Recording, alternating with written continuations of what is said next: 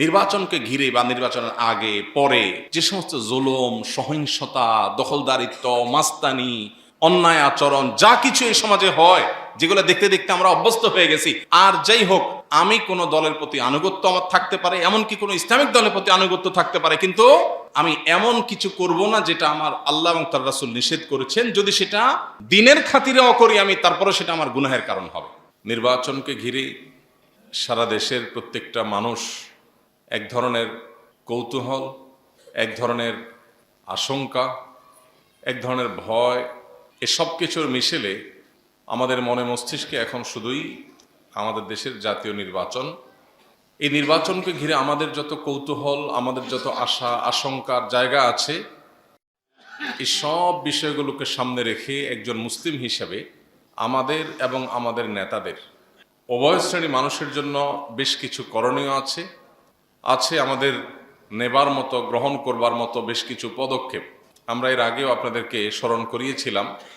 নির্বাচনের এই সময়টাতে সাধারণ মানুষ এবং আমাদের নেতৃবৃন্দ, এই উভয় শ্রেণীর মানুষের জন্য আল্লাহর তরফ থেকে বহুত বড় একটা পরীক্ষার সময়। এই পরীক্ষাটা হলো আমানত রক্ষার পরীক্ষা। সাধারণ মানুষ হিসেবে আমরা আমাদের প্রতি অর্পিত আমানত কতটা রক্ষা করতে পারছি, আর আমাদেরকে যারা শাসন করতে বা আমাদের যারা দায়িত্বভার গ্রহণ করতে ইচ্ছুক, তারা আল্লাহর দেওয়া আমানতকে রক্ষা করবার জন্য কতটা প্রস্তুত, এই পরীক্ষা দেওয়ার সময় হলো আমাদের জন্য এই সময়টা। আল্লাহ সুবহানাহু ওয়া তাআলা কোরআনে কারিমে বলেছেন, ইন্নাল্লাহা ইয়ামুরুকুম আন তুআদ্দুল আমানাতি ইলা আহলিহা। আল্লাহ নির্দেশ করছেন তোমাদেরকে, এই তোমাদের মধ্যে ভোটারও আছেন, প্রার্থীও আছেন, দলের কর্মীও আছেন, সাধারণ মানুষও আছেন। আল্লাহ তাআলা সর্বস্তরের মুসলমানদেরকে লক্ষ্য করে বলছেন যে আল্লাহ তাআলা তোমাদেরকে অর্ডার করছেন, আল্লাহ তাআলা তোমাদেরকে নির্দেশ করছেন যে আল্লাহর সামনে দাঁড়াতে হবে। তিনি নির্দেশ করছেন আনতু আদ্দুল আমানাতে ইলা আহলিহা, আমানত যথাস্থানে যেন পৌঁছে দেয়া হয়। তোমরা আমানত যথাস্থানে পৌঁছে দাও, এই মর্মে আল্লাহ তোমাদেরকে নির্দেশ করেছেন। আমানতকে অপাত্রে পৌঁছে দিবে না। নির্বাচন এবং ভোটের এই রাজনীতিকে ঘিরে সর্বস্তরের সাধারণ মানুষের মধ্যে এক ধরনের শঙ্কা, আশা এবং বিশেষ করে দেশকে ঘিরে এক ধরনের অজানা কৌতূহল, বিশাল বড় একটা আকাঙ্ক্ষার জায়গায় তৈরি হয়েছে। বিশেষ করে নতুন পরিস্থিতিতে, নতুন পরিবেশে, পট পরিবর্তনের ভিত্তিতে প্রত্যেকটা মানুষ আমরা অনুভব করি এই দেশটা যে জায়গায় থাকার কথা ছিল তার চাইতে অনেক নিচে অবস্থান করছে সব দিক থেকে। অর্থনীতি বলি, নাগরিক সুযোগ সুবিধা বলি, নিরাপত্তা বলি, আইন শৃঙ্খলা বলি, বিচার ব্যবস্থা বলি, এমন একটা সেক্টর নাই এই দেশে যে একটি সেক্টর নিয়ে জনগণ বলতে পারে এই সেক্টরটাতে পৃথিবীর যে কোনো দেশের চাইতে আমরা ভালো আছি। এরকম একটা সেক্টরও হয়তো এই দেশে মানুষ খুঁজে পায় না, যার কারণে আমাদের মনের ভিতরে অনেক আবেগ, অনেক আশা আকাঙ্ক্ষা। নির্বাচন আসলে সে আশা আকাঙ্ক্ষা আরো বেড়ে যায়।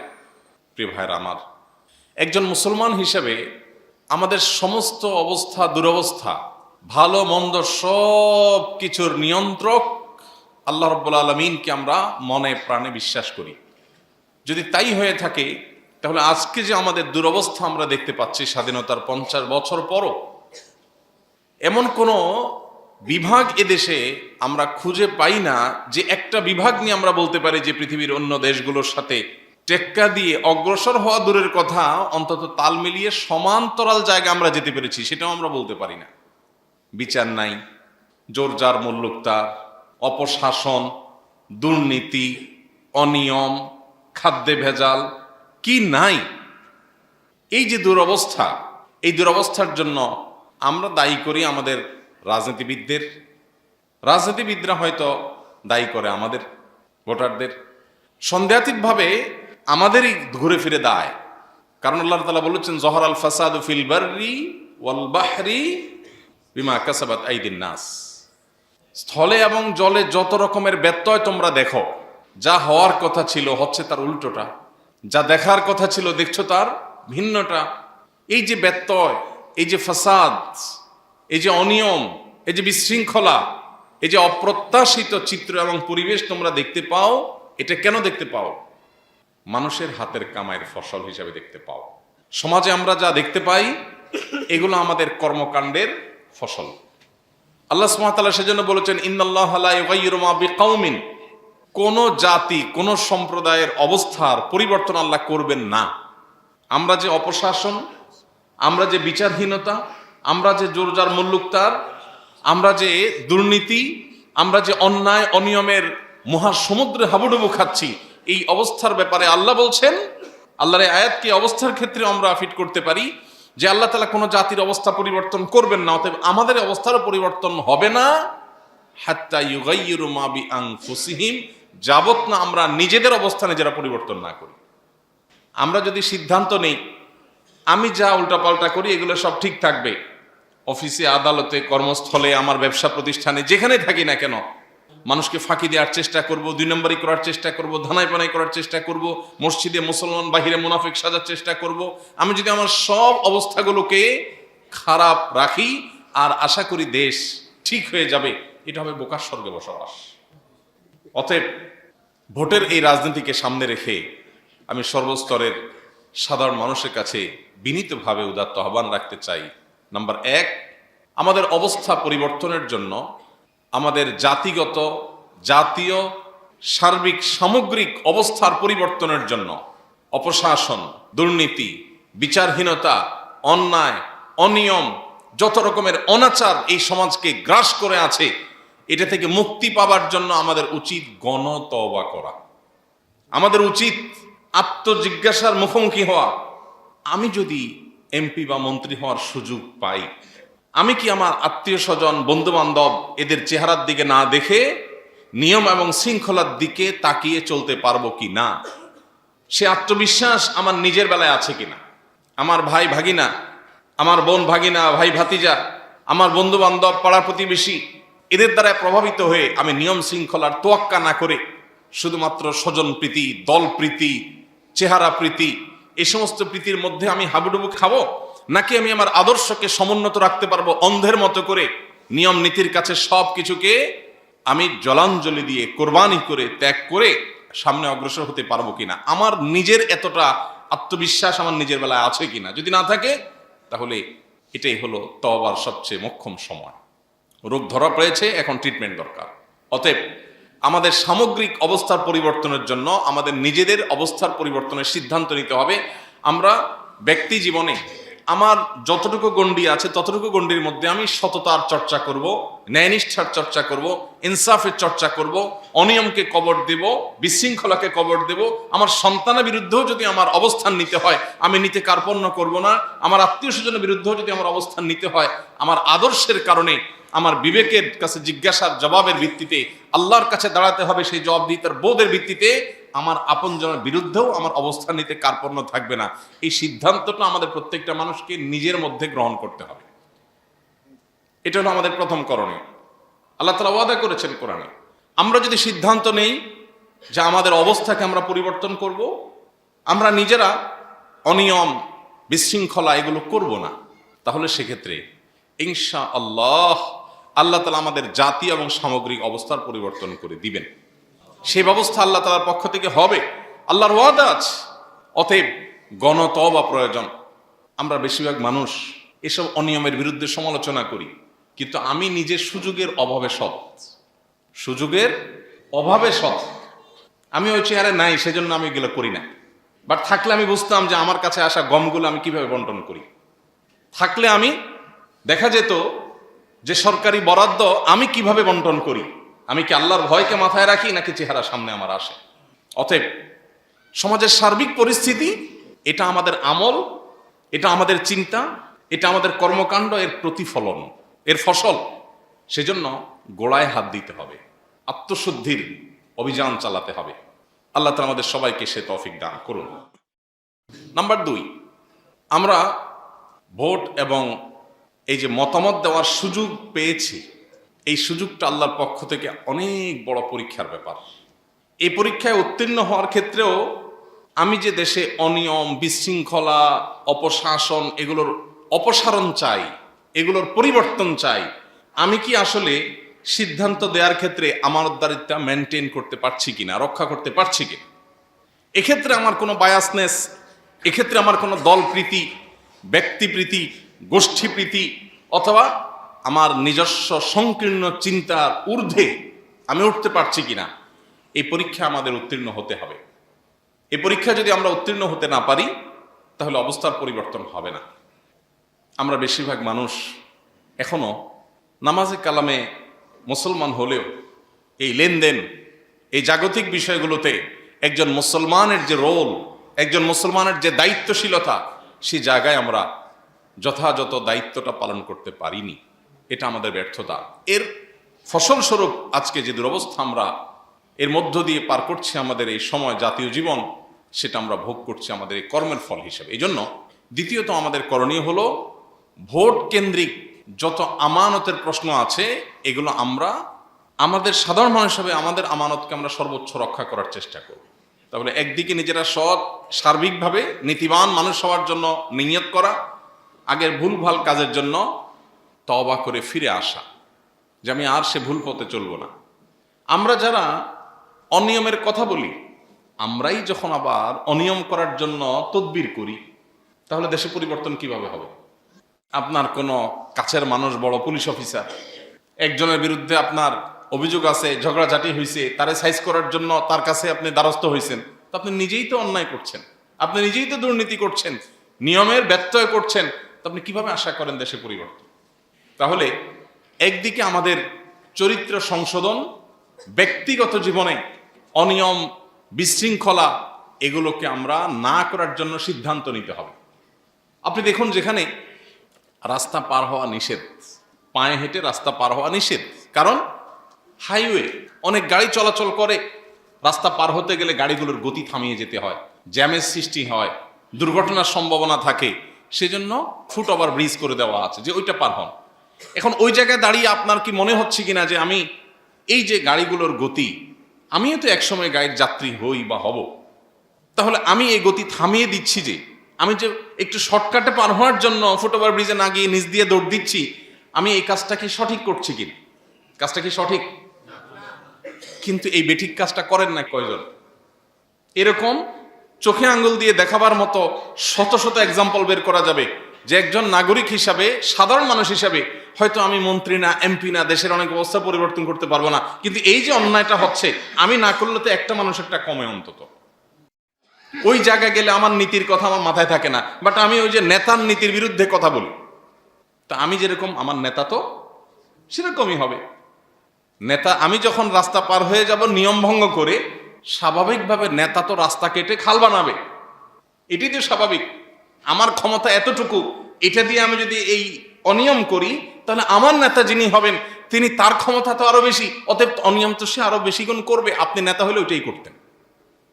এই জন্য জাতি হিসাবে আমাদের গণতওবা করা বড় বেশি প্রয়োজন। আল্লাহ আমাদের সবাইকে সৎ, নীতিবান, আদর্শবান, সুশৃঙ্খল, খাঁটি ইমানদার, মুত্তাকি, আল্লাহভীরু মানুষ হওয়ার তৌফিক দান করুন।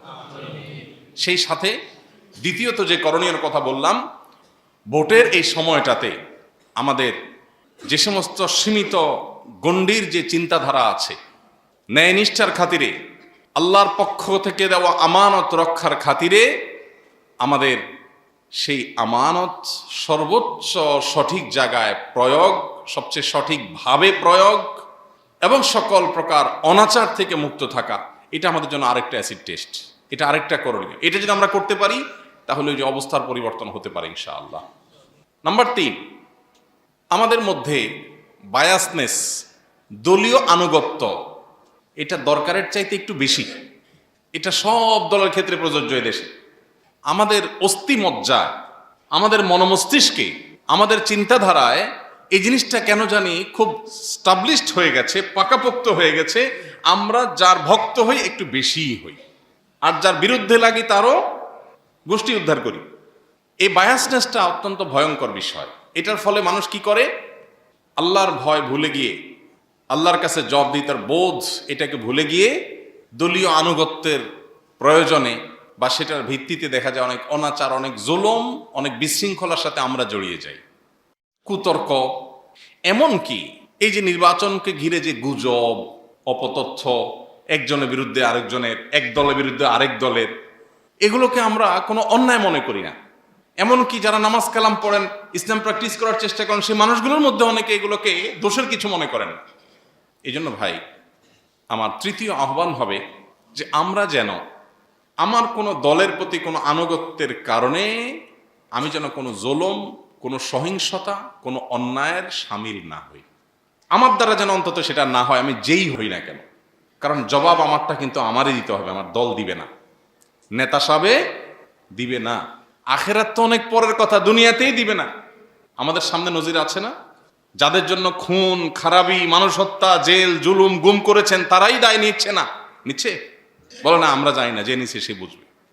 যার জন্য করবেন সে কিন্তু সাইড নিয়ে নিবে, আপনি ধরা খাবেন। দুনিয়াতে যদি এই হয়, তাহলে আল্লাহর কাছে তো ওই পালানোর জায়গাও থাকবে না। এই জন্য ভাইরা, আমাদের সিদ্ধান্ত নিতে হবে, আমরা কোনো প্রকার জুলুম, সহিংসতা, অন্যায়, এগুলোকে আমরা কেউ প্রশ্রয় দিব না ইনশাআল্লাহ। এমনকি আপনি যদি কোনো ইসলামিক দলগুলোর কোনোটার কর্মী হন, সমর্থক হন, আপনার ক্ষেত্রে একই কথা প্রযোজ্য। আপনি কোনো ইসলামিক দলের কর্মী, সেজন্য আপনার দলের জন্য যদি আপনি কোনো এমন কাজ করেন যেটা কোরআন হাদিস আপনাকে অনুমোদন করে না, সে সুযোগ কি আছে? বিষয়টা মসজিদ মাদ্রাসার দায়িত্ব পালন করার সময় যেই আমানতদারিতার প্রশ্ন আমাদের আসে, ওই রকম প্রশ্ন এখানেও আসে। ধরুন একজন মসজিদের খুব শুভাকাঙ্ক্ষী, মসজিদ আল্লাহর ঘর, এটা শুভাকাঙ্ক্ষী হওয়াটা কি ভালো না খারাপ? ভালো। এখন মসজিদের শুভাকাঙ্ক্ষী মসজিদের সব বিষয়গুলো দেখেন, আল্লাহর জন্য পয় পরিষ্কার করেন, নিয়ম শৃঙ্খলা দেখেন, টাকা পয়সা কালেকশন করেন, মসজিদের জন্য অনেক কাজ করেন, তিনি নিজেও নামাজ কালাম করেন, ভালো মানুষ। এখন এই লোকটা যদি মসজিদের কল্যাণার্থে একজনের জায়গা দখল করে, সব হবে না গুনাহ হবে? লোকটা কিন্তু নামাজি কালামি, লোকটা কিন্তু মসজিদের কমিটির লোক, লোকটা কিন্তু ইমাম মুয়াজ্জিন, লোকটা কিন্তু মসজিদের শুভাকাঙ্ক্ষী মুসল্লি, কিন্তু জায়গা দখল করছে আরেকজনের। যেমন বেশিরভাগ বা অনেক মসজিদ আছে যে মসজিদগুলোতে এই ছোটখাটো কিছু ইস্যু আছে যেগুলো লক্ষ্য করেন না। যেমন মসজিদ বা মাদ্রাসার প্রতিবেশী যারা আছেন আশপাশে, আমাদের আওয়াজে তাদের খুব বেশি ডিস্টার্ব হয় কিনা, বা আমাদের অ্যাক্টিভিটিস তাদের কষ্টের কারণ হয় কিনা, কতটা মিনিমাইজ করা সম্ভব, এই জিনিসগুলো অনেক ক্ষেত্রে আমরা লক্ষ্য করি না। ঢাকা শহরে বহু মসজিদ আছে, আপনি দেখবেন যে মসজিদ রাস্তার জায়গা দখল করছে। আমি অনেক সময় যাওয়ার সময় দেখি, যদি কোথাও সুযোগ হয় তো মসজিদের লোকদেরকে ডেকে বলার চেষ্টা করি বিনয়ের সাথে, যে মসজিদের সিঁড়ি যেতে যেতে রাস্তায় চলে গেছে। এ রাস্তা তো মসজিদ না, এ রাস্তা তো জনগণের চলার জন্য সেটা, কিন্তু যেহেতু মসজিদ কেউ কিছু বলবে না, এখানে আপনার রাজুক আসবে না, এখানে পুলিশ আসবে না, অন্যরা আসবে না, মসজিদ করে বাবা ধর্মীয় প্রতিষ্ঠান, পাবলিকের মায়ের ভয় আছে, কেউ ভয়ে আসবে না। এই জন্য আপনি চান্সে মসজিদের সিঁড়িটা রাস্তার 1 ফিট জায়গা নিয়ে নিলেন, কি বলেন, সওয়াব হবে না গুনাহ হবে? গুনাহ হবে। গুনাহ একটু বেশি হওয়ার আশঙ্কা আছে। আল্লাহ যদি বলেন বান্দা তুই নিজের জন্য চুরি করতি, সেটা একটা বিষয়, তোর অপরাধ তোর মধ্যে সীমাবদ্ধ থাকতো, তুই আমার ঘরের আসামির কাঠগড়া দাঁড় করেছ, মায়ের একটু বেশি পড়ার সংখ্যা আছে না? অতএব যারা ইসলামিক দলগুলো কোনো দলের সাথে ইনভলভ আছেন, তাদের জন্য একই কথা প্রযোজ্য। আপনি ইসলামিক দলের কল্যাণে কাজ করছেন, খুব ভালো কথা, কিন্তু এটা করতে গিয়ে যদি কারো হক নষ্ট করেন, আল্লাহর কাছে দায় আছে না নাই? নাকি ইসলামী দলের কর্মী হলে মাফ আছে? অতএব ভোটের রাজনীতিকে ঘিরে আমাদের জুলুম, সহিংসতা, অন্যের হক নষ্ট করা, অন্যায় আচরণ করা, এগুলো থেকে বিরত থাকার দীপ্ত কণ্ঠে শপথ নিতে হবে ইনশাআল্লাহ। আল্লাহ আমাদের সবাইকে আপনি সেই তৌফিক দান করুন। নাম্বার 4, সর্বশেষ পয়েন্ট, সেটা হলো আমাদের আল্লাহর কাছে খুব বেশি দোয়া করা দরকার, অনেক বেশি চোখের পানি ফেলা দরকার। আমরা জানি না কজন মানুষ আমরা দোয়া করেছি। একটা দেশ, যে দেশে আমি বসবাস করছি, এই দেশটা যদি বসবাস উপযোগী না হয়, এই দেশটা যদি ভালো না হয়, তাহলে সেক্ষেত্রে আমি ভালো থাকতে পারবো না। আমি দোয়া করলাম, আল্লাহ আমার রুটি রুজি ভালো দিও, আমার ব্যবসা বাণিজ্য ভালো দিও, আমারে নিরাপদে রাখিও, কিন্তু দেশটাতে নিয়ম শৃঙ্খলা বলতে কিচ্ছু নাই, তাহলে আমি ভালো থাকতে পারবো? অতএব আমাদের দোয়া যেন শুধু আমার ফ্যামিলিকে ঘিরেই না হয়, আমার দোয়া যেন আমার দেশ, গোটা বিশ্ব, মুসলিম মিল্লাহকে ঘিরে হয়। আমি যেন সবাইকে সামিল করে দোয়া করি। আসুন, আসন্ন নির্বাচনকে সামনে রেখে আমরা প্রত্যেকটা মানুষ আল্লাহর কাছে দোয়ার জন্য হাত তুলি। আল্লাহ, আপনি আমাদের জন্য কল্যাণের ফয়সালা করেন। আমাদেরকে যারা শোষণ করবে, আমাদের ট্যাক্সের টাকা নিয়ে বাইরে বিদেশে গাড়ি বাড়ি করে নিজের আখের গোছাবে, আল্লাহ এটা তো বহুদিন ধরে দেখে আসছি। আল্লাহ এই অবস্থার পরিবর্তন আপনি ঘটায় দেন। আল্লাহ এদেশকে সত্যি মন থেকে ভালোবাসে সেরকম নেতা, সেরকম দায়িত্বশীলতা আমাদের নেতাদের মধ্যে আপনি দান করেন। তারা যেন এদেশের কল্যাণে কাজ করে, এদেশের মানুষকে দেশপ্রেমে সবক টবক দিয়া দিন শেষে যেন বিদেশ প্রেম তাদের মধ্যে না থাকে। আমাদের আল্লাহর কাছে দোয়া করতে হবে, আল্লাহ যেন আমাদের ভাগ্যে ভালো কিছু দেন, নসিবে ভালো কিছু দেন। কারণ ওই যে বললাম, দেশটা যদি সামগ্রিকভাবে ভালো না হয়, আইন আদালত যদি ঠিক মতো না চলে, বিচারহীনতার অপসংস্কৃতি যদি দূর না হয়, দুর্নীতি অপশাসন যদি বন্ধ না হয়, আপনি একা আপনার ফ্যামিলি নিয়ে সুখে ভালো থাকতে পারবেন না। এই জন্য দোয়া করবো তো ইনশাআল্লাহ। 4টি দফা তাহলে সর্বস্তরের সাধারণ মানুষের জন্য। নাম্বার 1, আমরা নিজেরা সৎ হব, নীতিবান হব, সুশৃঙ্খল হব। আমি হুট করে রাস্তা পার হতে যাব না যেখানে রাস্তা পার হওয়া নিষেধ আছে। আমি এমন কোনো সুযোগ নেব না যে সুযোগটা নেওয়া নিষেধ আছে। আমার সাথে কোথাও কারোর খাতির আছে উপরস্থ, সেখানে সিরিয়াল না ধরে আমি একটু ডাইনবাম করে পার হব না, চেষ্টা করবো তো ইনশাআল্লাহ। নাম্বার 2, ভোটকে কেন্দ্র করে বিশেষ করে আমার ভোট দেওয়ার ক্ষেত্রে আল্লাহর কাছে জবাবদিহিতা আছে, এটা মাথায় রেখে ভোট দেব। জবাবদিহিতা কার কাছে আছে? আল্লাহর কাছে আছে। অতএব এই দেশের ভালো কিছু যা হয়েছে সেটা যেরকম আমাদের কর্মের ফল, যত মন্দ যত অনিয়ম আছে সেগুলো সব আমাদের কর্মের ফল। আমাদের সারা বছর 5 বছর জনগণের কিছু করার থাকে না, এই একটা সময় একটু কিছু করার থাকে।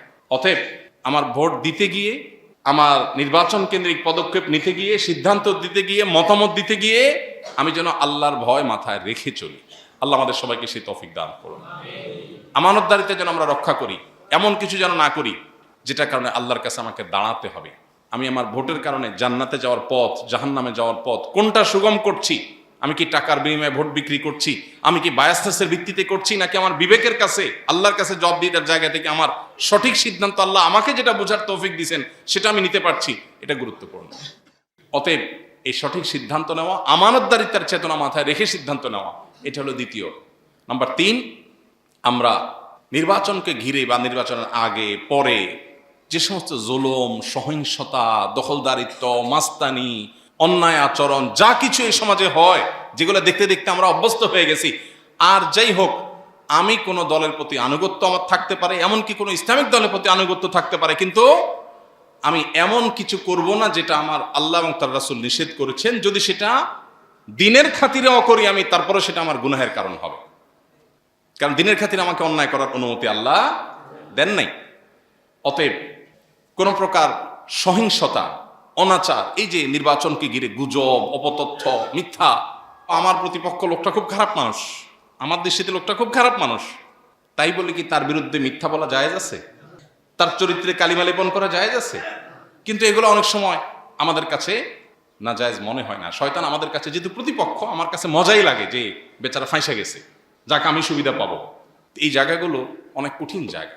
এই জন্য নির্বাচনকে ঘিরে সকল প্রকার জুলুম, সহিংসতা, অন্যায় আচরণ, এগুলো থেকে আমরা বিরত থাকবো, বিরত রাখবো ইনশাআল্লাহ। নাম্বার 4 এবং সর্বশেষ হলো আল্লাহর কাছে দোয়া করতে হবে।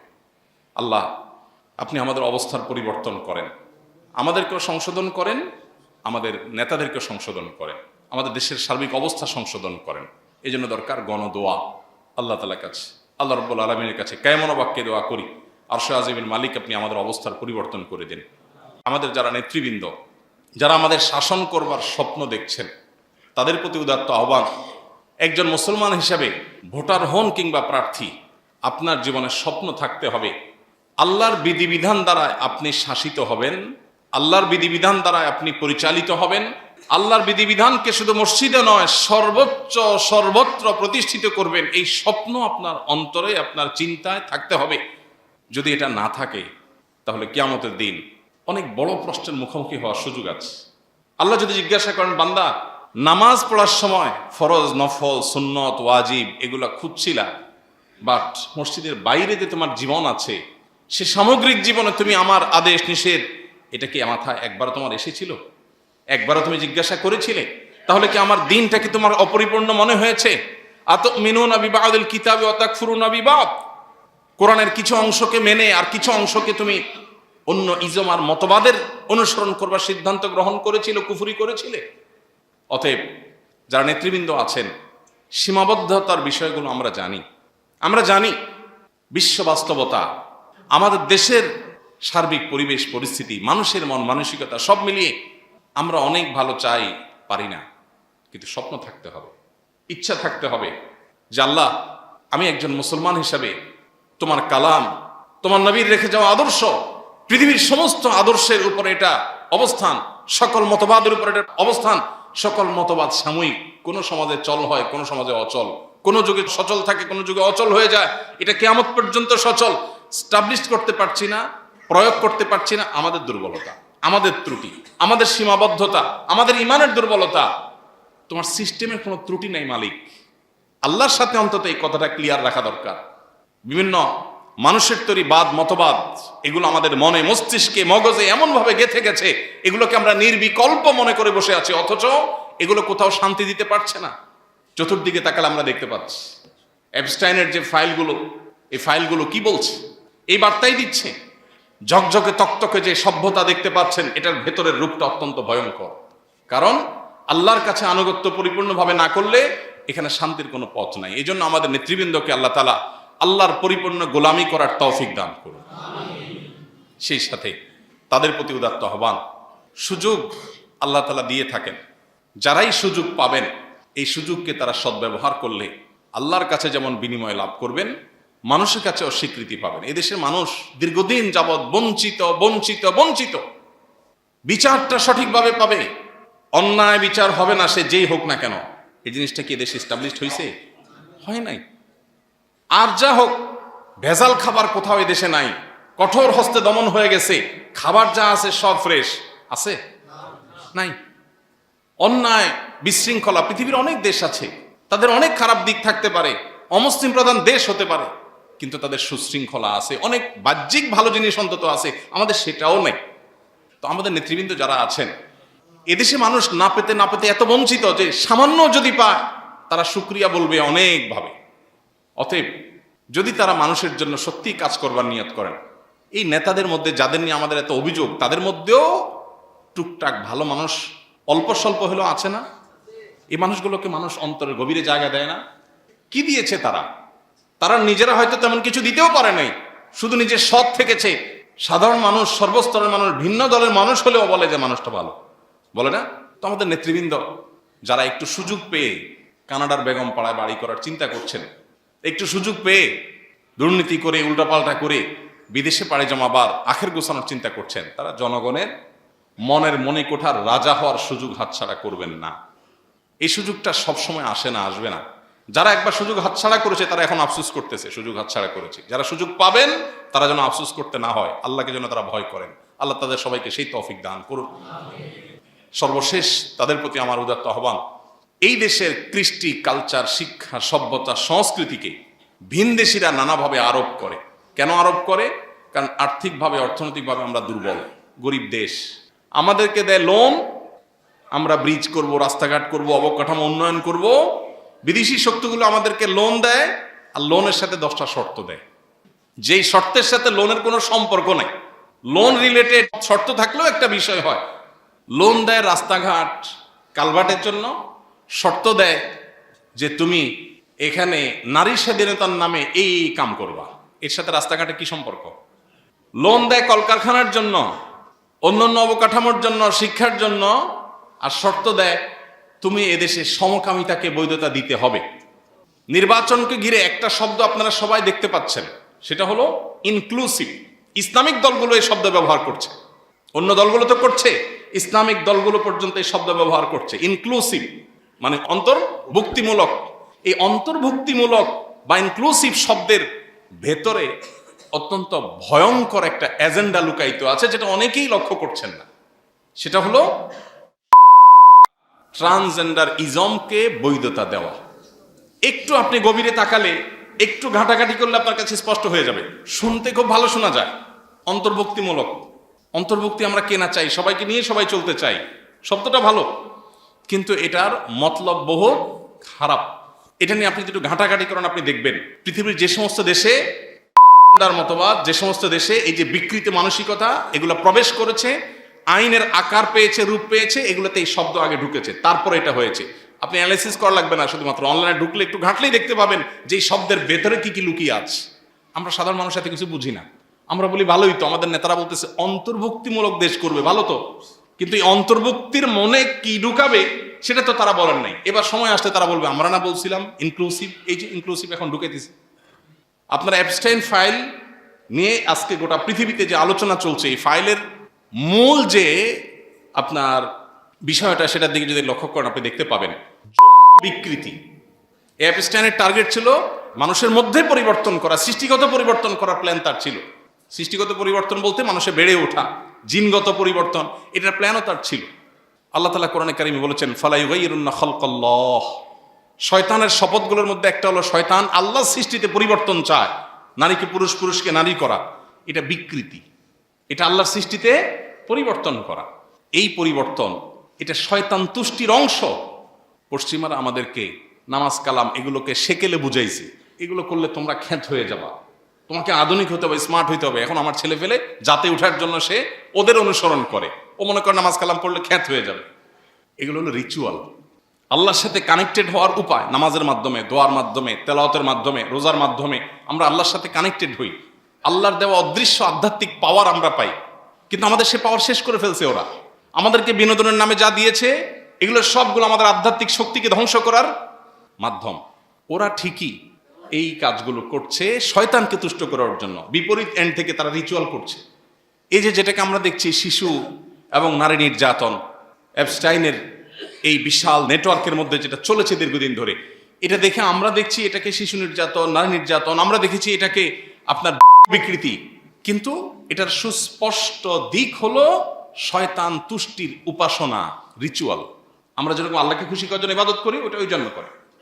আপনি একটু অনলাইনে ঘাটলেই দেখবেন বহু সাক্ষাৎকার, ওই পশ্চিমা দেশগুলোর, প্রভাবশালী দেশগুলোর বহু নাগরিকের সাক্ষাৎকার আছে যে তারা নিজের শিশু বলি দেয়। এই যে জুলুম, আমরা যেরকম পশু কোরবানি করে আল্লাহর সন্তুষ্টি চাই, ওরা শয়তানের সন্তুষ্টি ওইটার মাধ্যমে চায়, ওদের রিচুয়াল করে ওরা অগ্রসর হতে চায়।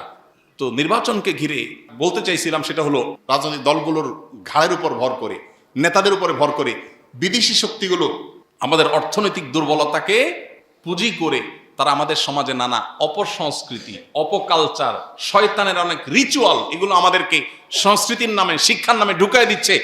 এটা যেন তারা না করেন, আল্লাহকে যেন তারা ভয় করেন, এটা তাদের প্রতি দত্ত আহ্বান। আর আমাদের দায়িত্বশীলতার জায়গা হলো আমরা চোখ কান খোলা রাখা। আমাদের দিন, আমাদের ইমান, আমাদের আইডেন্টিটি, আমাদের নিজস্ব কৃষ্টি, কালচার, সভ্যতা, সংস্কৃতির বিরুদ্ধে ভিনদেশি কোনো কিছু যেন কেউ চাপিয়ে দিতে না পারে, আমাদেরকে সজাগ থাকতে হবে। শেষ কথা, হে আরশে আজিমের মালিক, আপনি আমাদের জন্য কল্যাণের ফয়সালা করে দিন। আমাদের ইমান, আমাদের আমল, আমাদের পরবর্তী জেনারেশনের ইমান আমল বড় বেশি রিস্কের মধ্যে। পৃথিবীটাকে আমরা এমন জায়গায় রেখে যাচ্ছি যে আমার সন্তান ইমান থাকবে কিনা, তার মুসলিম আইডেন্টিটি টিকবে কিনা আমি জানি না। আল্লাহ আপনি আমাদের জন্য সেই পরিবেশ করে দিন যেন আমাদের ইমান আমল, আমাদের মুসলিম আইডেন্টিটি, আমাদের নিজস্ব কৃষ্টি, কালচার, এই বিষয়গুলো যেন পরিপূর্ণভাবে হেফাজতে থাকে। আল্লাহ এদেশে মানুষের ভাগ্যে যেন ভালো কিছু আসে। আল্লাহ যেন এদেশের এই অপশাসন, অনিয়ম, বিশৃঙ্খলা এসব দূর হয়ে আমরা যেন পৃথিবীতে মাথা উঁচু করে দাঁড়াবার মতো একটা জাতিতে, একটা দেশে যেন পরিণত হতে পারে। আল্লাহ আপনি আমাদের সবাইকে সেই তৌফিক দান করেন, আমাদের নেতৃবৃন্দকে সেই সুমতি, সুবোধ দান করেন, সকল অপশক্তির কুনজর থেকে আমাদের এই ছোট্ট ভূখণ্ডকে আপনি হেফাজত করেন। রমাদানুল করিম আমাদের একেবারে দোরগোড়ায় উপস্থিত, অল্প কিছুদিন পরেই শুরু হতে যাচ্ছে। আল্লাহ রাব্বুল আলামিনের অপার রহমত, বরকত, নাজাত, মাগফিরাত, বহুবিধ কল্যাণের এই মাস। নির্বাচন কেন্দ্রিক আমাদের যে উত্তাপ আছে, উদ্দীপনা আছে, আগ্রহ আছে, কৌতূহল আছে, এই কৌতূহল বা উদ্দীপনা যেন আমাদের রমাদানের প্রস্তুতিকে ভুলিয়ে না দেয়। পার্থিব জীবনে বিভিন্ন উপলক্ষ আসবে, বিভিন্ন সুখের বা দুঃখের মুহূর্ত আসবে, বহু কৌতূহল আসবে, বহু কৌতূহল চলে যাবে, কিন্তু আমাদের আখেরাতের পাথেয় সঞ্চয় করার যে সুযোগ, সে সুযোগ কোনোভাবে আমাদের হাত ছাড়া করা বুদ্ধিমানের কাজ হবে না। নির্বাচনের আমেজ, কৌতূহল, উদ্দীপনা আমরা এ সমাজের মানুষ, এ সমাজের অংশ হিসাবে আমাদেরকে স্পর্শ করবে, টাচ করবে, এটা অস্বাভাবিক না। কিন্তু অস্বাভাবিক হলো এই সাময়িক উদ্দীপনা, আগ্রহ, কৌতূহল, এটা যদি আমাদের স্থায়ী অনন্তকালের সুখ এবং নেয়ামত লাভের পথে বাধা সৃষ্টি হয়, আমাদেরকে যদি আত্মভোলা করে দেওয়া হয়, সেটা হবে সবচেয়ে দুর্ভাগ্যজনক। তো এই জন্য নির্বাচন কেন্দ্রিক যে সমস্ত কৌতূহল উদ্দীপনা আমাদের আছে, সেগুলোর পাশাপাশি আমাদের রমাদান কেন্দ্রিক প্রস্তুতি, রমাদান কেন্দ্রিক আমাদের যে সমস্ত পূর্ব পরিকল্পনা আছে, সেগুলো যথাযথভাবে হাতে নেওয়া দরকার। কারণ যে কোনো কাজের যথাযথ প্রস্তুতি মানে হলো সে কাজের অর্ধপূর্ণতা। প্রস্তুতি ভালো হলে কাজটা অর্ধেক পরিপূর্ণতা এমনিতেই পেয়ে যায়। আর প্রস্তুতি যদি ভালো না হয়, তাহলে সে কাজ যতই চেষ্টা করা হোক সেটাকে পূর্ণতার সর্বোচ্চ পর্যায়ে নেওয়া কঠিন হয়ে যায়। এই জন্য আল্লাহ রাব্বুল আলামিন কোরআনে হাকিমে তাবুক যুদ্ধে যে সমস্ত মানুষরা যায়নি, মুনাফিকদের একটি দল যায়নি, কিছু সরল মনা মুসলমান তারাও সেখানে অংশগ্রহণ করেননি, যদিও তারা এমন তওবা করেছেন যেই তওবাকে আল্লাহ তাআলা কোরআনে উল্লেখ করেছেন মডেল হিসাবে। তো সেই যুদ্ধে যারা শরিক হয়নি তারা বিভিন্ন অজুহাত দিয়েছিল যে আমরা যেতে চেয়েছিলাম কিন্তু হয়ে ওঠেনি, আমাদের লক্ষ্য ছিল কিন্তু বিভিন্ন সমস্যা তৈরি হয়েছে, ইত্যাদি ইত্যাদি। আল্লাহ সুবহানাহু ওয়া তাআলা তাদের সেই দাবি নাকচ করে কোরআনে কারিমে বলেছেন, ওয়ালাউ আরাদুল খুরুজ, তারা যদি আল্লাহর রাহে জেহাদে যাওয়ার তাদের সত্যিকারের ইচ্ছা যদি থাকতো, লা আ'আদ্দু লাহু উদ্দাহ, তাহলে তারা তার জন্য আগে থেকে প্রস্তুতি নিত। প্রস্তুতি না নেওয়া থেকে বোঝা যায় তাদের আসলে ভালো কিছু করার ইচ্ছা, সদিচ্ছা নাই। তো এই আয়াত থেকে আমরা যে অংশটি এখানে নিচ্ছি সেটি হলো, রমাদান আসার পর ইমানদার হিসাবে যেহেতু শয়তান শৃঙ্খলাবদ্ধ হয়ে যায়, জান্নাতি আবহাওয়া এবং পরিবেশ বিরাজ করে, জান্নাতি ক্রিয়াকর্ম আমলসমূহ করবার বিভিন্ন সুযোগ তৈরি হয়, আমরা অনেকে ভালো কিছু করবার চেষ্টা করি, অন্তত মানসিকভাবে প্রস্তুতি না থাকলেও ওই সময়টাতে আমাদের ভালো কাজের আগ্রহ জন্মে, কিন্তু হয়ে ওঠে না। জীবনের বেশিরভাগ রমাদান আমরা বেশিরভাগ মানুষ পার করেছি আফসোস, আক্ষেপ, দুঃখ, কষ্ট নিয়ে। বিশেষ করে রমাদান যখন শেষ হয়ে যায় তখন আমরা আফসোস করতে শুরু করি, ইস তেমন কিছু করা হয়ে উঠল না, আহারে চলে গেল, শেষ হয়ে গেল, কি করতে পারলাম। এই হাহুতাশ করার পর শয়তান আমাদের মিথ্যা প্রবোধ দেয়, ঠিক আছে এই রমজান তো চলে গেছে, সামনের রমজান আল্লাহ হায়াত দিলে ইনশাআল্লাহ যথাযথভাবে তুমি ইবাদত করবা। আমরাও সে প্রবোধ, সে সান্ত্বনা, মিথ্যা সান্ত্বনা গ্রহণ করে নিজেকে বুঝ দিয়ে আবার একটা রমজানের জন্য প্রস্তুতি নেই। কিন্তু এইভাবে একের পর এক রমাদান চলে যায়, আমাদের আফসোসের শেষ থাকে না। এর কারণ কি? কারণ হলো আগে থেকে যথেষ্ট পরিমাণে প্রস্তুতি, সঠিক এবং যথাযথ পদক্ষেপ এবং পরিকল্পনা আমাদের নেওয়া হয় না। ইসলামের ইতিহাসের সোনালী যুগের স্বর্ণ মানবেরা, আসলাফ যারা, এই উম্মতের প্রথম অংশ যারা, নবী করিম সাল্লাল্লাহু আলাইহি সাল্লামের হাতে গড়া সাহাবী, তাবী, তাবে তাবী যারা ছিলেন, সে মানুষগুলো হলো এই উম্মতে মুহাম্মদের সবচেয়ে সোনালী অংশ।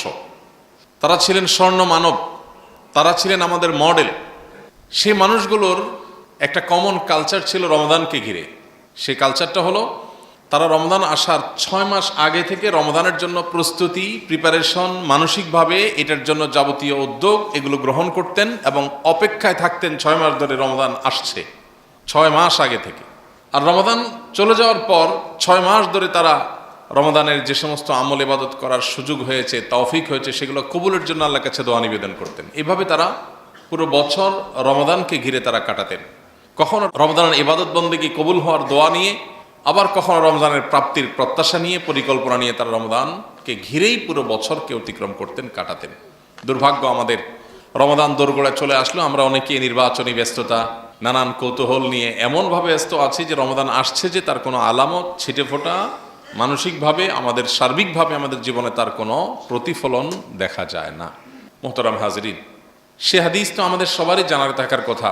নবী করিম সাল্লাল্লাহু আলাইহি সাল্লামের কাছে যখন জিবরিল এসে আল্লাহর তরফ থেকে বলেছিলেন, বাউদামান আদরাকা রমাদান ওয়ালাম ইউগফার লাহ, যে ব্যক্তি রমাদান পেল অথচ আল্লাহর কাছ থেকে ক্ষমা পায়নি, এই ব্যক্তি ধ্বংস হোক, দূর হোক।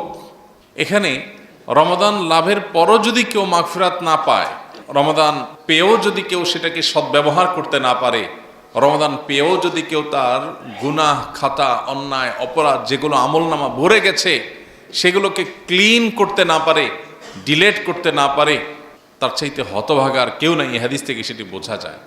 প্রিয় ভাইরা আমার, রমাদানের শেষে যদি একটু শুকরিয়ার তৃপ্তির ঢেকুর আপনি ফেলতে চান, রমাদানের শেষের দিকে এসে যদি আল্লাহর কৃতজ্ঞতা আদায় করে আল্লাহর কাছে আনন্দ প্রকাশ করতে চান, কৃতজ্ঞতা আদায় করতে চান, কিছু করতে পেরেছেন, অন্তত আপনার দিল গাওয়া দিচ্ছে যে আপনার মানসিক একটা শক্তি তৈরি হয়েছে যে আপনাকে আল্লাহ কিছু কাজের তৌফিক দিয়েছেন। এটা যদি আপনি চান তাহলে আপনাকে এখন থেকে, রমজানের যথেষ্ট আগে থেকেই প্রস্তুতি গ্রহণ করতে হবে। বেশিরভাগ মানুষ আমাদের সমাজে তারা রমজানকে ঘিরে পরিকল্পনা থাকে যে রমজান শুরু হয়ে যাবে আর আমি ইবাদতবন্দেগী শুরু করব। অর্থাৎ যেদিন চাঁদ উঠবে আর সন্ধ্যা থেকে আমার তেলাওয়াত শুরু হবে, আমল শুরু হবে। আদতে সেটা হয় না। কেন হয় না? কারণ একটা মানুষ দাঁড়িয়ে আছে, ঠায় দাঁড়িয়ে আছে, এই দাঁড়ানো থেকে একজন মানুষ হঠাৎ করে ঘন্টায় 15-20 কিলোমিটার বেগে দৌড় দিতে পারে না। অথবা একটা গাড়ি ঠায় দাঁড়িয়ে আছে, হঠাৎ করে সেটার 60-70-80 কিলোমিটার স্পিডে হঠাৎ করে উঠে যেতে পারে না। বরং তার আগে যদি ম্যানুয়াল গাড়ি হয় তাহলে প্রথম গিয়ারে তাকে 10-15 কিলোমিটার বেগে গাড়ি স্পিড উঠাতে হয়। তারপর সেকেন্ড গিয়ারে গিয়ে আরেকটু 30-40 কিলোমিটার উঠাইতে হয়। থার্ড গিয়ারে গিয়ে সে 50-60-70 উঠাইতে হয়। এরপরে ফোর্থ গিয়ারে সে 100-120-30 উঠাইতে হয়। ঠিক একইভাবে একজন মানুষ ঠায় দাঁড়িয়ে আছে, তার আগে হাঁটা শুরু করতে হয়, এরপরে দৌড়ের স্পিড একটু বাড়াইতে হয়, এরপরে স্পিড আরও বাড়ে। এখন রমজানের শুরুর জন্য আপনি সব কিছু জমা করে রাখছেন যে হাঁটা শুরু করব, চাঁদ উঠুক, চাঁদ উঠলে শুরু করব। তো চাঁদ উঠবে, আপনি তো ততক্ষণ ঠায় দাঁড়িয়ে আছেন, এখন আমল করছেন না, ইবাদতবন্দি করছেন না, কোনো প্ল্যান পরিকল্পনা করছেন না, বাস্তবায়ন করার চিন্তা করছেন না, অপেক্ষায় আছেন কখন রমজানের চাঁদ দেখা দিবে। চাঁদ দেখা গেছে, আপনি এবার শুরু করেছেন, তো দেখা যায় যে হাঁটতে হাঁটতে 10 দিন যায়, এরপরে দৌড়ানোর পরিকল্পনা করতে করতে আর 10 দিন যায়, এরপরে ঈদের ব্যস্ততা এসে বাকি 10 দিন হারায় যায়, আর ফুল স্পিডে দৌড়ানোটা হয়ে ওঠে না। এই জন্য মোহতারাম হাজরিন, নবী করিম সাল্লাল্লাহু আলাইহি সাল্লাম শাবান মাসের পুরো মাসের বেশিরভাগ দিনগুলো রোজা রাখতেন। কেন রাখতেন? এই শাবান মাসের রোজার দুটি কারণ তো হাদিসে উল্লেখ করা হয়েছে, এর বাইরে আরো বহুবিধ কারণ আছে। একটি কারণ তো নবীজি বলেছেন, যাকা শাহরুন ইয়াগফুলুন নাস বাইনা রজবা ওয়া রমাদান। নবীজিকে জিজ্ঞাসা করা হয়েছিল যে আপনি শাবান মাসে এত রোজা কেন রাখেন? তিনি বলেছিলেন, হাদিসে ওসামা ইবনে যায়েদ রাদিয়াল্লাহু বর্ণনা করেছেন যে নবীজি বলেছেন, এই মাসে মানুষ উদাস থাকে। এর আগের মাসটা থাকে রজব মাস, যেটা সম্মানিত 4 মাসের একটা, যার কারণে তার একটা আলাদা ইম্পর্টেন্সই আছে। আবার এর পরের মাসটা রমজান মাস, সেটা তো বছরের সেরা মাস বলার অপেক্ষা রাখে না, যার কারণে এই 2 মাস মানুষ ইবাদত বন্দেগীর টুকটাক চেষ্টা করে। বাট মাঝে পড়ে এই শাবান মাসটাতে মানুষ ওই যে আমরা বলি মোচে তাও দেওয়ার মতো, যে রমজান তো আসছেই, এখন আর কি করার আছে, আসুক না, আসলে শুরু করব। তো এই মাসটাতে মানুষ উদাস থাকে। নবীজি বলেছেন যে উদাস থাকে মানুষ, এই জন্য এই মাসে আমি বেশি বেশি নফল রোজা রাখি, কারণ যেই সময়টাতে মানুষ যত বেশি উদাসীনভাবে কাটায়, ওই সময়টাতে ইবাদতের গুরুত্ব তত বেশি বেড়ে যায়। যেমন ধরুন, একজন হুজুর মানুষ, ওনাকে সবাই সালাম দেয়, ইমাম সাহেব মানুষ সবাই সালাম দেয়, মুরব্বী মানুষ সবাই সালাম দেয়, নেতা মানুষ সবাই সালাম দেয়, তাকে সালাম দিলে আপনি সালামের সওয়াব পাবেন। কিন্তু একজন রিক্সা চালক, একজন খেটে খাওয়া দিনমজুর, একজন সাধারণ মানুষ, তিনি অবহেলিত, তাকে কেউ সালাম দেয় না। আপনি পরিকল্পনা করে, প্ল্যান করে, যেহেতু অবহেলিত, অতএব এই লোকটাকে গিয়ে আমি সালাম দেব, আপনি যদি এই উদ্যোগটা নেন, তাহলে সালামের দেওয়ার যে সওয়াব, সেটার পাশাপাশি একটি অবহেলিত কাজকে আপনি সমাজে প্রতিষ্ঠিত করবার চেষ্টা করেছেন, তার জন্য আলাদা সওয়াব পাবেন। ঠিক একইভাবে একজনকে সবাই দেয়, আরেকজন অভাবী, কিন্তু কেউ তাকে দেয় না, সম্ভ্রান্ত গরিব, হাত পাততে পারে না, আপনি খুঁজে গিয়ে তাকে দিয়েছেন, আপনি দানের সওয়াব পাওয়ার পাশাপাশি এক্সট্রা সওয়াব পাবেন, কারণ অবহেলিত জায়গায় আপনি কাজ করেছেন। আপনি এমনিতে নফল নামাজ পড়েন, সওয়াব পাবেন, কিন্তু তাহাজ্জুদের সময় নফল নামাজের সওয়াব সবচেয়ে বেশি কেন? এর অনেক কারণের একটা কারণ এটাও যে এই সময়টাতে সবাই ঘুমিয়ে থাকে, সবাই অবহেলিত সময় কাটায়, উদাস সময় কাটায়, এই জন্য এই সময়টাতে ইবাদতের আলাদা গুরুত্ব বেড়ে যায়। তো এই জন্য নবী সাল্লাল্লাহু আলাইহি সাল্লাম এই মাসে বেশি বেশি নফল রোজা রাখতেন।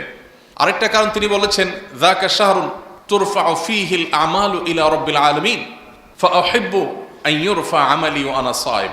নবীজি বলেছেন, এই মাস এমন মাস যে মাসে বান্দার আমলনামা আল্লাহর কাছে পেশ করা হয় কয়েকটা ধাপে, প্রাত্যহিক, সাপ্তাহিক এবং বাৎসরিক। প্রাত্যহিক আমলনামা পেশ করা হয় প্রতিদিন সকাল এবং সন্ধ্যায় 2 বার। সারা রাতের আমল, সারা রাতের কাজের হিসাব প্রত্যেকটা মানুষের সাথে নিয়োজিত আল্লাহর পক্ষ থেকে যে ফেরেশতা, তিনি আল্লাহর কাছে জমা দেন দিনের শুরুতে, রাত শেষে। আবার সারা দিনের আমলের হিসাব দেন দিন শেষে, অর্থাৎ সন্ধ্যায়, রাতের শুরুতে। প্রতিদিনের আমলনামা তো যায়, আবার একই সাথে বান্দার আমলনামা সোম, বৃহস্পতিবার সাপ্তাহিক উপস্থাপন হয়ে থাকে, আর বাৎসরিক উপস্থাপনটা হয়ে থাকে এই শাবান মাসে। এই জন্য নবীজি বলেছেন, ফাউহিব্বু আন ইউরফা আমালি ওয়া আনা সাইম, আমার আমলনামা যখন ফেরেশতারা আল্লাহর কাছে জমা দিবে, আমি চাই ওই টাইমে রোজা রাখতে। কারণ একজন শ্রমিক, একজন কর্মী, কর্মচারী, কর্মকর্তা, তিনি যেখানে কাজ করছেন, তিনি নিশ্চয়ই চাইবেন তার সিরিয়াস কাজের মোডে তার কর্তৃপক্ষ তাকে দেখুক, তার কাজের মধ্যে কখনো উদাসীনতা আসলে সেই সময় তাকে দেখুক, এটা তিনি চাইবেন না। তিনি প্রত্যাশা করবেন যে আমি প্রচুর কাজের মধ্যে ব্যস্ত আছি, অনেক বেশি কাজের মোডে আছি, এই অবস্থায় আমার ঊর্ধ্বতন কর্তৃপক্ষ, মালিক পক্ষ তারা যদি আমাকে দেখতে পায় তাহলে আমার কাছে ভালো লাগবে যে আমার সিরিয়াস মুডটা তারা দেখেছে। ঠিক একইভাবে নবীজি এই মাসে যেহেতু আল্লাহর কাছে বান্দার আমলনামা পেশ করা হয়, সেজন্য তিনি এই মাসে নফল রোজা বেশি রাখতেন, কারণ তিনি চাইতেন, প্রত্যাশা করতেন যে তার আমলনামা উপস্থাপনের সময় তিনি যেন রোজা রাখেন। এই দুটি কারণ তো হাদিসে এসেছে। এর বাইরে আরেকটি কারণ হলো এটি রমাদান মাসের প্রস্তুতির অংশ। হঠাৎ করে অনেকে রোজা শুরু করলে, সারা বছর যাদের রোজা রাখার অভ্যাস নেই, দেখা যায় অসুস্থ হয়ে পড়ে, দেখা যায় পেটের পীড়া, জ্বর, ঠান্ডা ইত্যাদি লেগে যায়। কারণ তার হঠাৎ করে এরকম খাদ্যাভ্যাসে যখন চেঞ্জ হয়, তার রুটিনে যখন বড় পরিবর্তন আসে, তখন সেটা তিনি নিতে কষ্ট হয়। এই জন্য শাবান মাস থেকে যদি আমরা কিছু কিছু নফল রোজা রাখি, সোমবার, বৃহস্পতিবার, চাঁদের 13, 14, 15, এর বাইরে শাবান মাসের যে কোনো দিনই নফল রোজার জন্য আদর্শ মাস। শীতের মৌসুম হওয়ার কারণে রোজা রাখা আরও সহজ। তাহলে এটা হবে পার্ট অফ প্রিপারেশন, আমাদের রমাদানের প্রস্তুতির একটা অংশ এখন থেকে নফল রোজা রাখা, যেটা নবী সাল্লাল্লাহু আলাইহি ওয়াসাল্লাম করেছেন। ঠিক একইভাবে রমাদানে আমরা কি করতে চাই তার জন্য আরো বহুবিধ পরিকল্পনা করার সুযোগ আছে। প্রিয় ভাইরা আমার, পরিকল্পনার একটা বড় অংশ জুড়ে থাকা উচিত তাখলিয়া, আত্মশুদ্ধির দুটি পার্ট। আমাদের নিজেদেরকে পরিবর্তন করবার, জাহান্নামমুখী যাত্রা থেকে পরিবর্তন করে জান্নাতমুখী যাত্রায় যদি আমরা যেতে চাই, জাহান্নামী ট্র্যাক থেকে সরে গিয়ে যদি জান্নাতি ট্র্যাকে যেতে চাই, তাহলে দুটি উদ্যোগ বা দুই ধরনের উদ্যোগ আমাদের নিতে হয়। একটা হলো তাখলিয়া, অর্থাৎ আমাদের মধ্যে যে সমস্ত মন্দ দিক আছে এগুলো থেকে নিজেকে খালি করা, শূন্য করা। আরেকটা হলো তাহলিয়া, ভালো দিক দিয়ে নিজেকে পরিপূর্ণ করা। এই দুই ধরনের প্রচেষ্টার মধ্য দিয়ে একজন মানুষ পরিশুদ্ধ হয়ে ওঠে, জান্নাতের উপযোগী হয়ে ওঠে, ভালো মানুষ হয়ে ওঠে, মুত্তাকি হয়ে ওঠে, ইমানদার হয়ে ওঠে। তাহলে দুইটাই আমাদেরকে প্যারালালি করে যেতে হয়, একদিকে তাখলিয়া আর একদিকে তাহলিয়া। তাখলিয়া মানে হলো খালি করা, আর তাহলিয়া মানে হলো সজ্জিত করা, পরিপূর্ণ করা। রমাদান কেন্দ্রিক পরিকল্পনায় দুটি তাখলিয়া বা দুটি আপনার বিশেষ নিজের মধ্যকার মন্দ দিক দূর করার, বিশেষ করে আমার ইবাদতের ক্ষেত্রে যে সমস্ত প্রতিবন্ধকতা, যে সমস্ত বাধাগুলো তৈরি হয়, এগুলোকে আমরা মোটা দাগে যদি আমরা দেখি তাহলে দেখা যায় দুটি বিষয়। এই দুটি বিষয়কে যদি কন্ট্রোল করা যায়, আশা করা যায় রমাদানের ইবাদত বন্দেগী আমি যা করতে চাই সেটা করা অনেকটা সহজ হয়ে যাবে। সবাই করতে চাই, অ্যাজ এ মুসলমান সবাই ভালো কিছু করতে চাই, কিন্তু হয়ে ওঠে না। এ না হওয়ার পেছনে সঠিক পরিকল্পনার অভাব এবং পরিশুদ্ধি অভিযান। কোনো পাত্রে কিছু রাখবার জন্য পাত্রে আগে কিছু থাকলে সেটা খালি করতে হয়। খালি না করে যদি আপনি রাখতে চান তাহলে তো থাকবে না। এখন আপনি রমজানে আমল রাখতে চান, ইবাদত রাখতে চান, কিন্তু আপনার আগে থেকে অনেক আজেবাজে জিনিসে পরিপূর্ণ আছে, এই জন্য সেগুলোকে খালি করার অভিযান পরিচালনা করতে হয় নিজের বিরুদ্ধে নিজে। এক্ষেত্রে দুটি বিষয় আমার কাছে মনে হয় যদি আমরা নিয়ন্ত্রণ করতে পারি, এবং দুটি ক্ষেত্রে যদি আমরা পরিচ্ছন্নতা অভিযান, নিয়ন্ত্রণ অভিযান পরিচালনা করতে পারি নিজের বিরুদ্ধে নিজে, তাহলে দেখবেন রমাদান আপনার অন্য রমাদান কাটিয়েছে। আপনার জীবনে বহু রমাদান তো অতিক্রম করেছেন, এই রমাদান সম্পূর্ণ ভিন্ন রমাদান হতে পারে যদি দুটি জিনিস থেকে নিজেকে মুক্ত করতে পারে। নাম্বার এক, আমাদের এখনকার শুধু ইবাদত বন্দেগী আর নেকামল বা আখিরাত কেন্দ্রিক কর্মকাণ্ডই না, আমাদের পার্থিব যে প্রোডাক্টিভিটি আছে, আমাদের জাগতিক যে জীবনের বারাকা আছে, এটা নষ্ট হওয়ার অন্যতম বড় কারণ স্মার্টফোনের আসক্তি, নেট এবং মোবাইল ফোনে ব্যস্ততা। এটা নিয়ে দ্বিমত করবার মতো সুযোগ কারণ নাই। যিনি রুগী তিনি স্বীকার করেন, যিনি রুগী না তিনিও স্বীকার করেন, কিন্তু হয়ে ওঠে না। জিজ্ঞেস করলে বলে ভাই চেষ্টা করি, পারতেছি না। পারতেছেন না মানে আপনাকে বেঁধে রাখছে কে? শয়তান অদৃশ্য রশি দিয়ে বেঁধে রেখেছে। এর জন্য প্রয়োজন হলো সৎ সাহস, এর জন্য প্রয়োজন হলো নিজের বিরুদ্ধে নিজে একটা কঠিন সিদ্ধান্ত গ্রহণ করার মতো ইচ্ছা শক্তি। সেই জিনিসটা যদি আমরা আনতে পারি ইনশাআল্লাহ বিদিনিল্লাহ এই কাজটা সহজ হবে। স্মার্টফোনের বিশেষ করে নেট কানেকশনের, সোশ্যাল মিডিয়ার যে আসক্তি, এই আসক্তিটা আমাদের সমস্ত ফোকাস, মনোযোগ নষ্ট হওয়ার সবচেয়ে বড় কারণ আজকের যুগে। আপনি যদি পরীক্ষার জন্য হলেও এই একটা রমাদানকে আপনি স্মার্টফোন মুক্ত রমাদান কাটাতে পারেন বা নেট মুক্ত রমাদান কাটাতে পারেন, তাহলে সেক্ষেত্রে আপনার জীবনের যে কোনো রমজানের চাইতে এই রমাদানকে আপনি ভিন্নতর রমাদান হিসাবে পাবেন, সন্দেহ নাই। আপনি পরীক্ষামূলক অন্তত 5টা দিন 10টা দিনের জন্য আপনি করে দেখতে পারেন। আমি আল্লাহর এরকম বহু বন্দাকে, অনেক নেককার মানুষকে চিনি, জানি, যারা রমজান উপলক্ষে অন্তত নেট কানেকশন থেকে ডিসকানেক্টেড হয়ে যায়। পরিচিত লোকদেরকে জানায় দেয় যে এই মাসে আমি নেট কানেকশনে থাকবো না, খুব বেশি জরুরি হলে সিমে কল করলে পাওয়া যাবে, ব্যাস। হ্যাঁ, এটা সবার জন্য হয়তো খাটবে না। অনেকে হয়তো তার কাজ কামের ধরনটাই এমন যে তার নেটের সাথে কানেক্টেড থাকতে হবে, তাহলে সেক্ষেত্রে আমরা টাইম লিমিট করে ফেলি যে আমি এতটা থেকে এতটা পর্যন্ত এখানে এঙ্গেজ থাকবো, বাকি সময় আমি ডিসকানেক্টেড থাকবো।